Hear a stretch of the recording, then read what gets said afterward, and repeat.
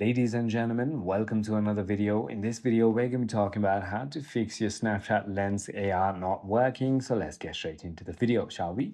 So there are a couple of reasons why you could be facing this problem. The first thing you want to try to do is simply go ahead and open your Snapchat, try to force close your application and then reopen it, which should go ahead and fix your problem. However, if it doesn't, then there might be a potential update. Simply go ahead and open App Store or Play Store and simply go ahead and search for Snapchat.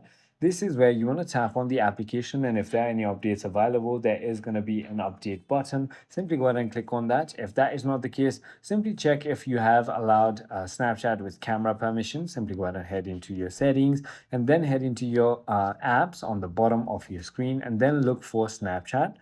Now, once you find Snapchat, you want to simply go ahead and tap on it and then make sure that the camera is enabled here. So it is as simple as that. I hope this video clarifies everything for you. If you have further more queries, feel free to comment down below and I'll see you on the next one.